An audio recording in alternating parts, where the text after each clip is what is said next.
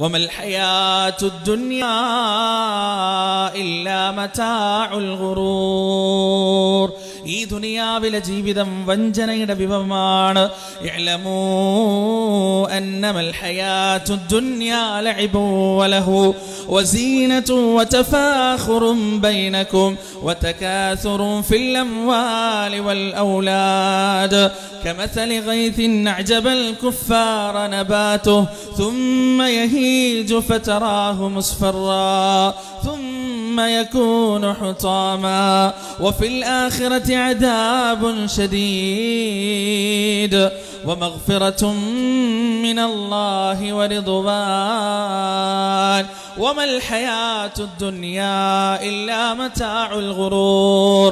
يعلموا നിങ്ങൾ അറിയണേ أنما الحياة الدنيا നിശ്ചയം ഈ ദുനിയാവിലെ ജീവിതം ലഇബു വലഹു കളിവിനോദം മാത്രമാണ്, നേരം പോക്ക് മാത്രമാണ്.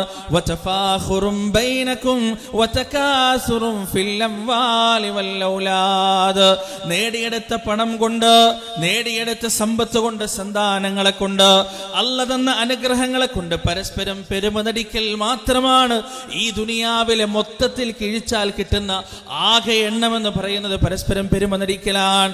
വമൽ ഹയാത്തുദ് ദുനിയാ ഇല്ലാ മതാഉൽ ഗുറൂർ. അറിയണേ ഈ ദുനിയാവിലെ ജീവിതം വഞ്ചനയുടെ വിഭവമാണ്. വമാ തദ്രീ നഫ്സും മാദാ തക്സിബു ഗദാ വമാ തദ്രീ നഫ്സും ബിഅയ്യി അർദിൻ തമൂത്.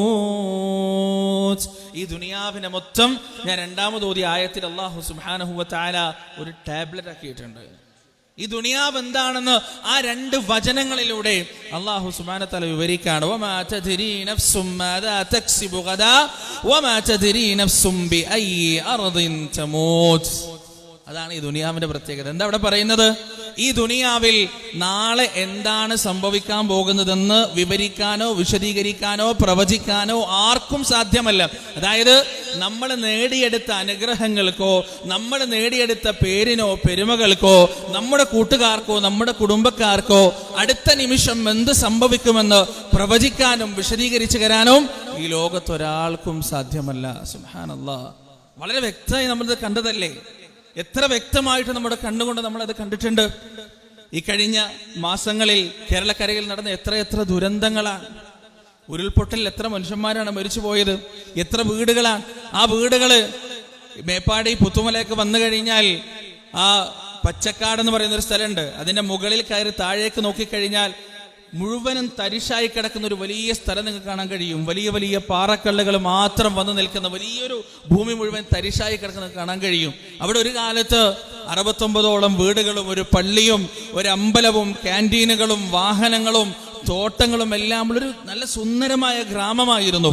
വയനാട് മേപ്പാടിയിൽ നിന്ന് വലത്തോട്ട് തിരിഞ്ഞിട്ട് ഏകദേശം ഒരു 10-20 കിലോമീറ്റർ പോയാലാണ് സൂചിപ്പാറ വെള്ളച്ചാട്ടത്ത്. നിങ്ങൾ വയനാട് ടൂർ വന്ന ആളുകൾ അവിടെ പോയിട്ടുണ്ടാവും. ആ സൂചിപ്പാറ വെള്ളച്ചാട്ടത്തിലേക്ക് പോകുന്ന വഴിയാണ് പുത്തുമല. ആ പുത്തുമല എത്തിക്കഴിഞ്ഞാൽ പല ആളുകളും അവിടെ ഇറങ്ങി സെൽഫി എടുക്കാറുണ്ട്. കാരണം അത്ര സുന്ദരമായൊരു ഗ്രാമമാണ്. കണ്ണിന് നല്ല സുഖം നൽകുന്ന, ആളുകളൊന്ന് എത്തിയാൽ വണ്ടി സൈഡാക്കിയിട്ടൊന്ന് ഇറങ്ങാൻ ആഗ്രഹിച്ചു പോകുന്ന സുന്ദരമായ ഒരു ഗ്രാമമാണ് പുത്തുമല. ആ പുത്തുമല ഇന്ന് പേടിപ്പെടുത്തുന്ന, ഭീതിപ്പെടുത്തുന്ന, കണ്ണെത്താ ദൂരത്തോളം ചുവന്ന മണൽപ്പരപ്പ് മാത്രമുള്ള 10-15 ടണ്ണ് വലിപ്പമുള്ള ഭാരമുള്ള കല്ലുകൾ നിറഞ്ഞു നിൽക്കുന്ന, ഒരു വീട് പോലും ഇല്ലാത്ത, ഒരു മനുഷ്യൻ പോലും താമസിക്കാത്ത ഒരു ചതുപ്രദേശമായി മാറിക്കഴിഞ്ഞു. അള്ളാഹുവിന്റെ ഇടപെടലാണ്.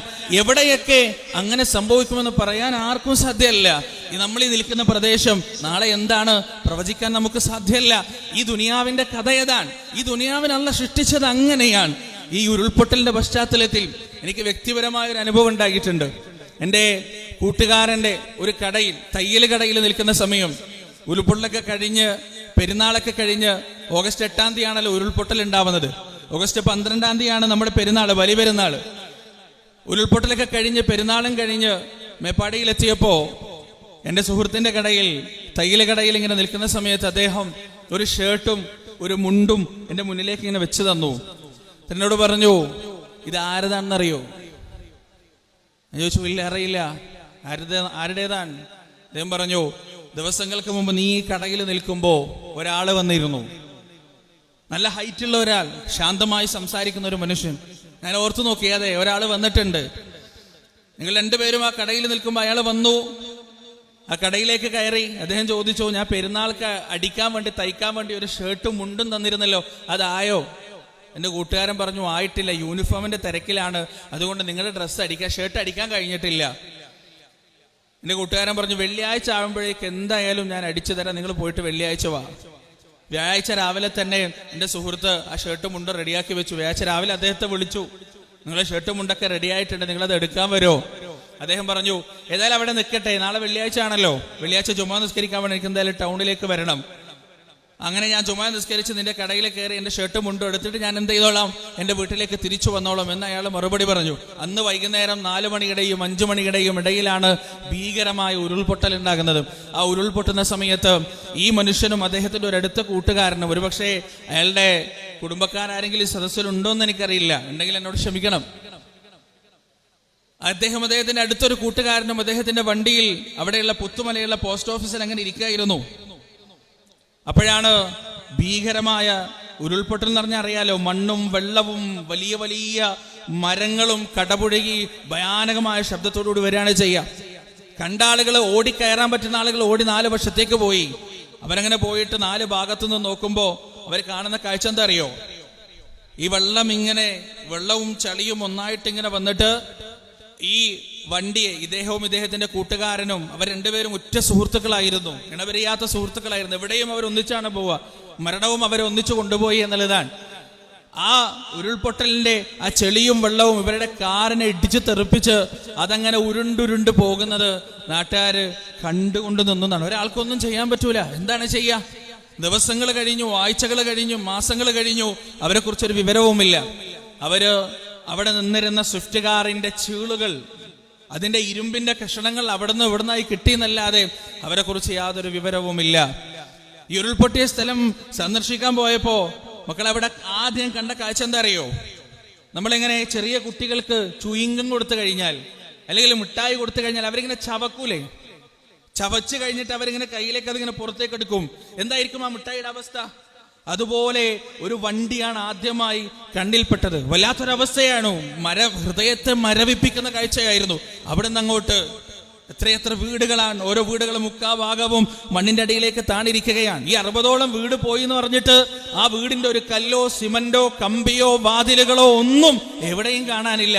ഇതാണ് പറഞ്ഞത്, ഈ ദുനിയാവിൽ നാളെ എന്ത് സംഭവിക്കുമെന്ന് ആർക്കും പറയാൻ കഴിയില്ല. ആർക്കും 10, 15, 18 വയസ്സുള്ള കുട്ടിക്ക് ഞാൻ 10 കൊല്ലം കഴിഞ്ഞിട്ടേ മരിക്കുള്ളൂ എന്ന് പറയാൻ കഴിയില്ല. നമുക്കൊരിക്കലും സാധ്യമല്ല. അതുകൊണ്ടാണ് അല്ലാഹു സുബ്ഹാനഹു തആല പറഞ്ഞത്, വമൽ ഹയാത്തുദ് ദുനിയ ഇല്ലാ മതാഉൽ ഗുറൂർ. ഈ ദുനിയാവ് വഞ്ചനയാണ്, ചതി